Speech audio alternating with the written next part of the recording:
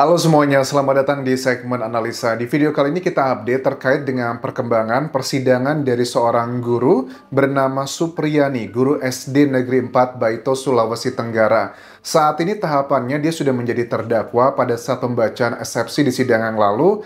Ada salah satu alat bukti yang ditunjukkan bahwa terkait dengan isu 50 juta rupiah tersebut. Mereka menunjukkan ada rekaman dari kepala desa yang mengatakan hal tersebut. Dugaannya ada sejumlah oknum dari pihak kepolisian yang sepertinya mau mengambil keuntungan dari guru honorer ini yang gajinya tuh per bulan sekitar 300 ribu rupiah doang. Bahkan ada keterangan dari Kabid Propam Sulawesi Tenggara, Kombes Muhammad Saleh mengatakan bahwa sudah ada 6 anggota Polri yang diperiksa terkait dengan dugaan uang damai 50 juta rupiah tersebut. Pertama, ini adalah dari 3 personil Polsek Baito, dan bagian kedua adalah 3 personil dari Polres Konawe Selatan. Hasilnya masih dalam penyidikan dan untuk kepala desanya masih juga dimintai keterangan untuk mengecek. Karena memang salah satu keterangan dari kepala desa ini bilang bahwa ya ada dugaannya katanya adalah Kapolseknya ya yang ngambil uang tersebut. Karena ada statement di sini bilang bahwa menurut kuasa hukumnya Supriyani, setelah jadi tersangka pun ia dimintai uang 2 juta rupiah. Jadi Supriyani itu punya 1,5 juta, ditambahin sama kepala desanya 500 ribu, Pak Desa mereka menyebutnya. Kemudian uang tersebut diduga diambil oleh Kapolsek Baito di rumahnya kepala desa tersebut.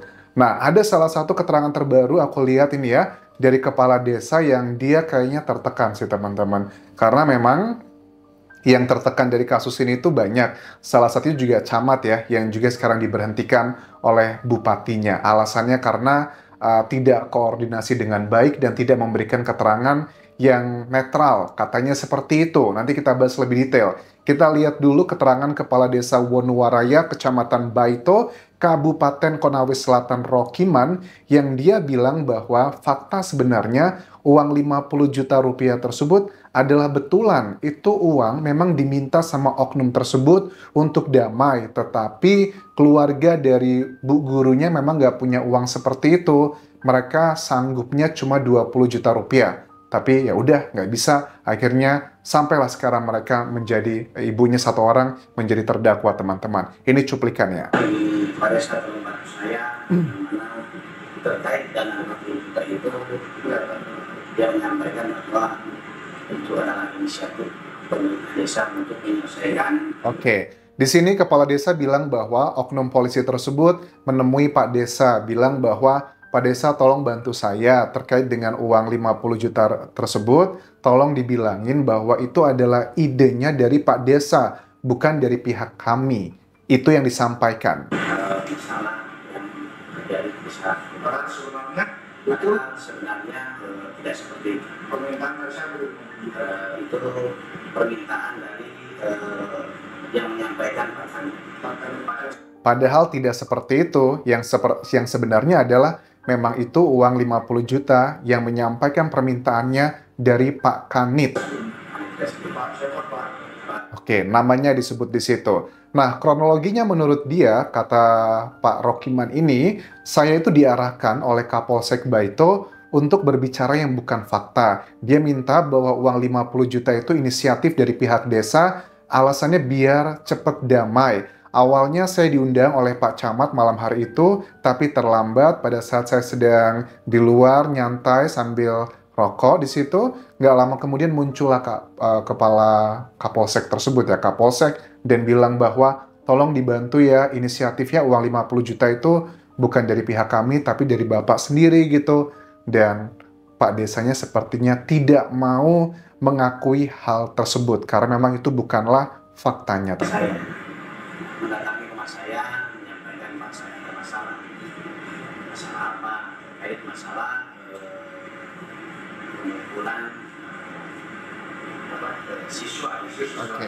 Konteks ini adalah terkait dengan Ibu Supriyani ya, yang menemui kepala desanya, yang dia minta bantuan, dia lagi ada masalah gitu kan ya, terkait dengan kasusnya ini. Akhirnya disarankan pertama kali ya sudah, karena lokasi kejadiannya di sekolah, hubungi aja kepala sekolah terlebih dulu. Singkat cerita, mereka melakukan mediasi sebanyak 5 kali. Yang harus diakui bahwa memang betul di video yang pertama dulu, yang berinisiatif, yang mau mengeluarkan uang, itu memang betul dari pihak Ibu Supriyani, tepatnya adalah suaminya. Awalnya suami dari Ibu Supriyani itu menawarkan 10 juta agar damai ya Pak, gitu. Kemudian ditunggu bentar, dikomunikasikan.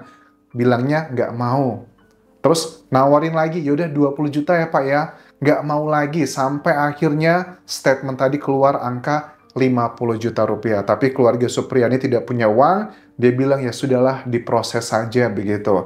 Tapi di sisi lain, ada keterangan dari ibunda korban ya, yang bilang bahwa Nur Fitriana bahwa sangat sedih sekali saat ini putranya itu dikeluarkan dari sekolah. Bahkan di sekolah pun dia tidak bisa lagi bersekolah di Kecamatan Baito karena ada surat dari PGRI yang melarang untuk anak tersebut sekolah di kawasan tersebut. Sudah nggak sekolah selama seminggu lebih gara-gara surat edaran tersebut. Terus aku juga lihat update beritanya ada sejumlah orang yang melakukan aksi demonstrasi untuk menindak tegas Ketua PGRI yang mengeluarkan surat edaran tidak menerima anak D tersebut diterima di sekolah di Kecamatan Baito tersebut. Menurut aku ini adalah salah satu bentuk konsekuensi tentang dugaan kriminalisasi yang dilakukan oleh sejumlah orang kepada Supriyani. Jadi guru juga harus ngelawan, jangan diinjak-injak mulu. Udah gajinya cuma 300.000 honorer, terus juga nggak punya kekuatan apapun, ada hal-hal dikit aja banyak kriminalisasi. Tapi secara logika dan juga fakta hukum teman-teman, yang paling janggal adalah luka ya. Kita udah bahas luka ini beberapa kali. Lukanya kan dikatakan kalau aku lihat fotonya, itu kan lukanya melepuh. Dan luka melepuh itu kok nggak cocok dengan keterangannya anaknya bilang bahwa dipukul sekali sama Ibu Supriyani gara-gara tidak menyelesaikan tugasnya. Kalau mukulnya sekali, sekuat apa berarti bisa sampai lukanya seperti itu? Dan anehnya juga, kalau memang terjadi peristiwa tersebut, kenapa nggak heboh? Nggak nangis dia di lokasi, terus juga anak-anak lain tidak melaporkan, karena kepala sekolahnya kan bilang, jangankan terjadi pemukulan seperti itu, ada anak ribut mulut doang, itu pasti orang udah banyak kepo, pengen tahu ada apa nih, tapi kan tidak seperti itu. Nah, Ibu Supriyani juga mengatakan terkait dengan tuduhan yang mengatakan, bukannya dulu kamu itu sudah mengakui perbuatannya. Nah, ini ada hal yang unik lagi nih, kuasa hukumnya bilang begini, kenapa Ibu Supriyani alasannya akhirnya mengakui perbuatan tersebut? Karena dia dibisiki oleh salah seorang oknum. Kata oknum tersebut bilang gini, Bu, biar cepat damai, udah Ibu akuin aja, biarin selesai, minta maaf gitu. Nah, Ibu Supriyani melakukan saran tersebut dan ternyata saran tersebut malah dijadikan sebagai alasan alat bukti juga sebagai pengakuan. Karena dalam dunia hukum ada 5 jenis alat bukti dan dibutuhkan 2 alat bukti untuk menentukan seseorang sebagai tersangka. Ada keterangan saksi, keterangan ahli, keterangan terdakwa, petunjuk, dan juga surat. Ibu Supriyani sekarang sudah menjadi terdakwa. Walaupun dari pihak kepolisian yang aku tangkap kemarin dari pihak Kapolseknya ya mengatakan alat bukti yang dipakai untuk menetapkan dia sebagai tersangka tidak ada pengakuan dari Ibu Supriyaninya. Tapi adalah barang buktinya yang berupa kayaknya kategorinya keterangan ahli ya dari foto visum sama barang buktinya berupa sapunya. Ini kategorinya sebagai petunjuk dari 5 jenis alat bukti tersebut. Tapi kan ada beberapa hal yang sangat janggal. Kita pengen lihat sapunya, bahkan pengambilan sapunya pun menurut kuasa hukumnya aneh. Masa sapunya udah diambil, diamankan terlebih dulu sebelum adanya penetapan sebagai tersangka. Nah, ini kan unik nih, dicek juga harusnya sapu tersebut secara DNA, adakah bekas dari misalnya kan cairan dari anaknya, korbannya tersebut. Ada banyak cara lah kalau kita mau benar-benar mencari tahu secara saintifik. Nah, terkait dengan Pak Camat yang diberhentikan oleh kepala bupatinya ya, sebenarnya aku serba salah ya, karena kan Camat Baito yang bernama Sudarsono ini, Sudarsono Mangidi, itu kan dipecat ya, diberhentikan. Kalau kata Bupati Konawe Selatannya, Surunudin Bangga, bilangnya bahwa dia nggak diberhentikan, nggak dipecat, tapi dibina dulu. Dan dia pun tidak ada camat yang baru, tapi di take over dengan kayaknya kepala Satpol PP di sana.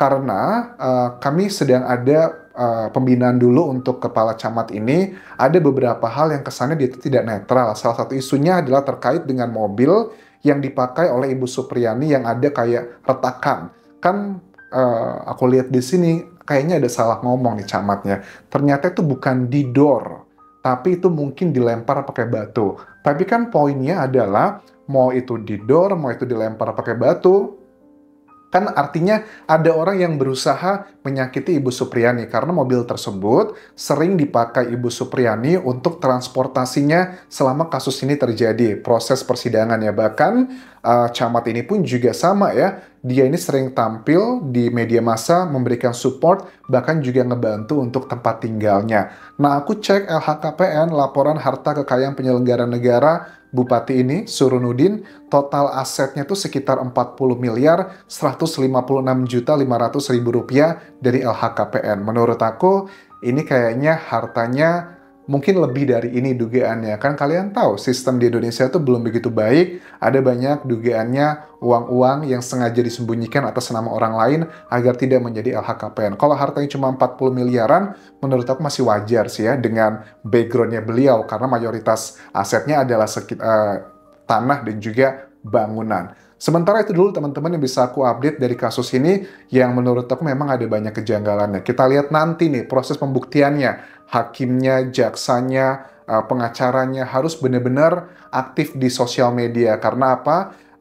Baito, Sulawesi Tenggara itu jauh dari Jakarta. Jadi keterbatasan dari media itu salah satu poin yang bisa ngebuat kasus ini nggak viral. Karena di Indonesia itu kalau kasus tidak viral, itu banyak yang bilang sulit untuk mendapatkan keadilan. Kita doakan mudah-mudahan kasus Ibu Supriyani ini bisa menjadi pelajaran bagi semua orang agar tidak mudah menggunakan kewenangannya mentang-mentang jadi anggota polisi, dugaannya semena-mena gitu melakukan hal yang tidak pantas. Padahal ada banyak kejanggalan di sini. Kita lihat nanti persidangannya seperti apa. Apakah terbukti guru SD Negeri 4 Baito ini sesuai dengan tuduhannya, ataukah ini hanya sekedar fitnah semata. Sampai jumpa lagi di video berikutnya. Tinggalkan like dan juga komen, subscribe channel YouTube ini, follow Instagram, Facebook pageku, dan juga akun TikTok di Anjas Asmara. Sampai jumpa.